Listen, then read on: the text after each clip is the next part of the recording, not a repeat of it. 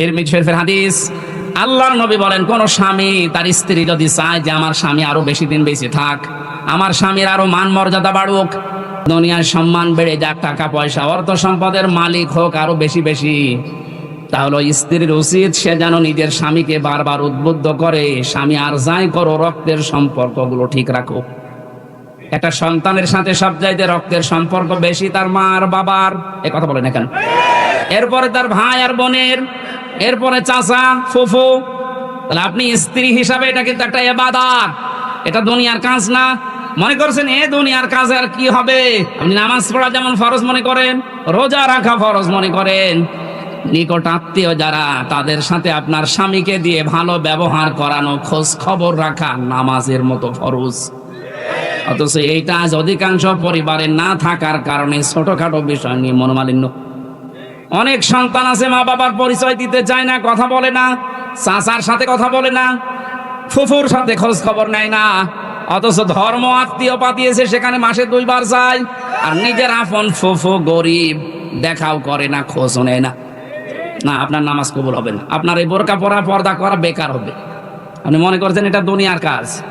নামাজ পড়েন 6 ওয়াক্ত তাহাজ্জুদ মিলে, বোরকা পরেছেন একেবারে 14 হাত, অথচ আপনার মিল নেই ফুফু শাশুড়ির সাথে, আপনার চাচা শ্বশুরের সাথে। আমি কি আর কি মারছি বলেন? হাজারো পরিবারে এরকম নেই। আমার বিশ্ববিদ্যালয়ে এক স্যার ছিল হাদিস বিভাগে, ডক্টর আব্দুল্লাহ জাহাঙ্গীর। উনি বলছিলেন এক চেয়ারম্যান গেছে খুলনায়, সারাদিন কাজকর্ম করার পরে খুলনাতে ছেলের বাড়ি, ওখানে উঠেছে। রাত একটু বেশি হওয়ার কারণে বাবা বলছেন, সন্তান আমি চলে এসেছি, একটু রাত বেশি হয়েছে, কিছু মনে করো না। বলছে আসেন বাবা। ভেতরে নিয়ে স্ত্রীকে বলছে, আমার বাবা এসেছে, রান্না করো। স্ত্রী বলছে, না আমি পারবো না, আমি সেই সন্ধ্যা থেকে রাত 11টা পর্যন্ত সিরিয়াল দেখতে দেখতে পারবো না। অন্তর্বর্তীকালীন সরকার আসার পরে এই জিনিসটা অন্তত মাফ হয়েছে, ভারতের সিরিয়ালগুলো বন্ধ করে দিয়েছে। এখন আছে আর আমার মনে হয় অনেক মহিলা বড় দোয়া দিয়েছে, দিক যেই বলেছে পারবো না, ওগুলো আপনার বাবা, আপনি রান্না করে খাওয়ান। চিন্তা করছে এখন যদি মারধর করে, যদি উচ্চবাচ্য করে আমার বাবা আবার জেনে ফেলবে। ঠিক আছে, কিছু না বলে বাবাকে বলছে, আব্বা তুমি কি খেয়ে এসেছো? ছেলের বাড়ি কেউ খেয়ে যায়? ও তো সব কথা শুনে ফেলেছে, লজ্জার খাতিরে বলছে ঠিক আছে খাওয়া লাগবে না, আমি খেয়ে এসেছি। রাত 12:30টায়, মাত্র 1.5 ঘন্টা পরে এসেছে।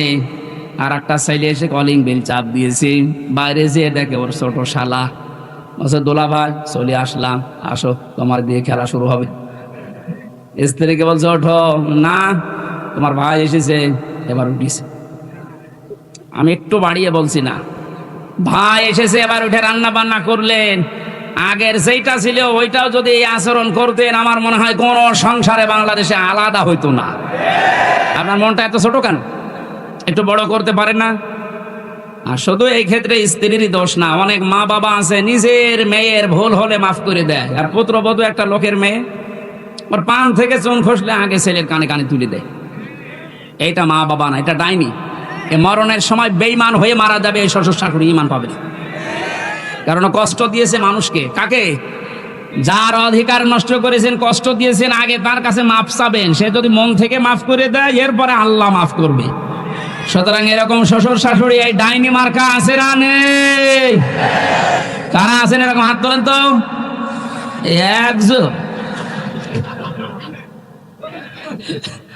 এই লোকটা মরণের সময় ঈমান পাবে না, ও বেঈমান হয়ে মরবে। কারণ ওর দ্বারা ওর পুত্রবধূ, ওর বেটার বউ খুব ঝামেলায় আছে। সাতক্ষীরাবাসী রান্না বান্না যখন কমপ্লিট করেছে, ছেলেটা ডাক দিয়ে বলছে, আব্বা তোমার বৌমা রান্না করেছে, তুমি ওঠো। বাবা কিন্তু সব শুনতে পেয়েছে, ডাক দিয়ে বলছে, সন্তান আমার খাওয়া লাগবে না, তোরা খেয়ে ঘুমিয়ে পড়। সকালবেলা ব্যাগ গুছিয়ে বাপ চলে যাচ্ছে, ছেলে সামনে গিয়ে বলছে, আব্বা চলে যাও মানে? তোমার বৌমা রান্না করছে, খেয়ে যাবা না? চোখের পানি ফেলে দিয়ে বাবা বলে, সন্তান আমি যেদিন তোর শালা হব ওই দিন খেয়ে যাব। শুধু হাসির খোরাকি না, এটা বাস্তবতা। শুধু আমার ওই কুষ্টিয়া জেলার ওই চেয়ারম্যান শুধু এরকম আচরণ পেয়েছে? বাংলাদেশে বহু পরিবারে অনেক মুরব্বী এখন ঠিক ওই রকমই আছে। একটা মায়ের পেটে 8টা 10টা 12টা 15টা সন্তানের জায়গা হয়, অথচ এই মা বাবা শেষ বয়সে এসে গেলে এই 15টা বাড়ি মিলেও মা বাবার জীবন চলে না, তখন পালাপালি করে খাওয়ায়। নাউজুবিল্লাহ মিন যালিক। আমার মনে হয় মুরব্বী হয়ে গেলে এদেরকে নিয়ে এই 15টা সন্তান 5টা সন্তান এরা কাড়াকাড়ি করবে, কারণ এদের পেছনে যা খরচ করবে সবগুলো সাদগা দেওয়ার মতো সওয়াব হবে। আর আমরা যারা সন্তান আছি আমরা চাইও এটা, কিন্তু আমরা পারি না অধিকাংশ পরিবারে বোর কারণে। এইটা একটু বেশি বলে ফেললাম। যারা পারেন না বোর কারণে হাত তোলেন তো ভাই, সত্যি কথা বলেন, হাত তোলেন। একজন ওয়াজ করা আমার ঠিক হইল না। একটা মানুষের তাহলে এই সমস্যা, বাকিগুলো সবই আপনারা জান্নাতে আছেন আলহামদুলিল্লাহ। ওয়াজ আর করে করবো কি? হযরত ইব্রাহিম আলাইহিস সালাম পড়েছিলেন, বাবার বাধা পেয়েছিলেন ঘর থেকে, এরপরেও তিনি বাধাকে উপেক্ষা করে আল্লাহকে খুঁজে বের করেছিলেন, আগুনে পর্যন্ত পড়েছিলেন, এরপরও পিছপা হননি। এরকম ইব্রাহিম নবীর সন্তানদের জীবনের সামনে পদে পদে পরীক্ষা আসতে পারে, ঘর থেকে, বাবার কাছ থেকে, মায়ের কাছ থেকে, স্ত্রীর কাছ থেকেও বাধা আসতে পারে। দিনের ওপরে চলতে গিয়ে পিছপা হওয়া যাবে? এই পয়েন্টটা আমার নিজের দিকে তাকিয়ে বলছি, আমিও যেন পিছপা না হই। দুনিয়া একদিকে যাক, ইসলাম থাকবে আমার সামনে ইনশাআল্লাহ। দিন কায়েম করা এটা আমার জীবনের মূল লক্ষ্য এবং আসল কাজ। এটারে কাফেরকে কাফের বলা লাগবে, এটা আমার ইমানের দাবি। আমি নয়তো ইমানই থাকবে না।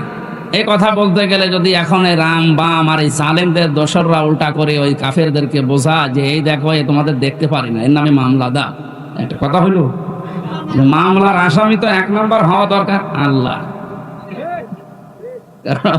ওই ফতোয়া দিয়েছে তো আল্লাহ, আর ওটা অ্যাডভার্টাইজ করেছে প্রথমে নবীজি, তাহলে 2 নম্বর আসামি। ওনাদের কোনো আসামির তালিকায় নেই, যত নাম সব আমাদের। আমরা সেফে রেখে আমি আপনার মতো জালেম হব? এই জন্যই তো সেফে রাখা যায় না। যে পয়েন্ট টাকার যে কথাগুলো বললাম, আপনি একটা কথা খণ্ডন করেন তো।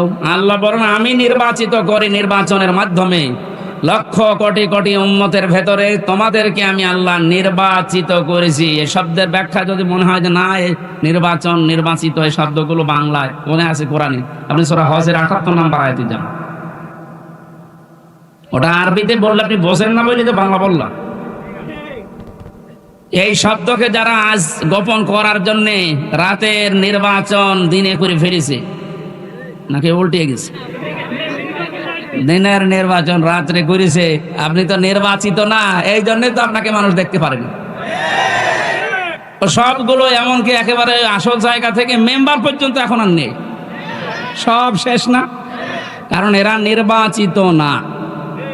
আর এই কারণেই এই 17 বছরে সাতক্ষীরার ময়দানে কোরআনের কথাগুলো আলেমদেরকে মুখ খুলে বলতে দেয়নি।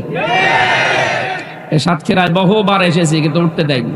আজকে আসেন তো, এই যে পাশে কোন থানা যেন, শ্যামনগর না, ওখানে গাবোরা নামে এক ইউনিয়ন আছে, গাবোরা, ওই জায়গায় এসেছিলাম। লেলি না, আল্লাহর ওলি আমার এই কথা বলতে দেয়নি।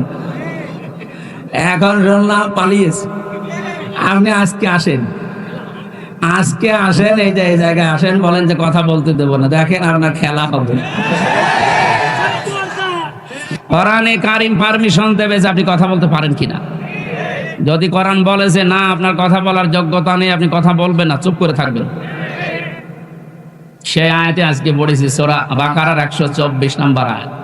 কথা কারা বলবে, সামনে কারা থাকবে, এই কথাগুলো আল্লাহ আমাদের কাছে জানাবে। আপনি জেনে তারপরে বাড়ি যাবেন। ইত্তাকি দাওয়াতাল মাজলুম ফাইন্নাহা লাইসা বাইনাহু ওয়া বাইনাল্লাহি হিজাব। মুসলিম শরীফের হাদিস। আল্লাহর নবী বলেন তোমরা বেঁচে থাকবা, ভয় করবা, সতর্ক থাকবা মাজলুমের বরদোয়া থেকে।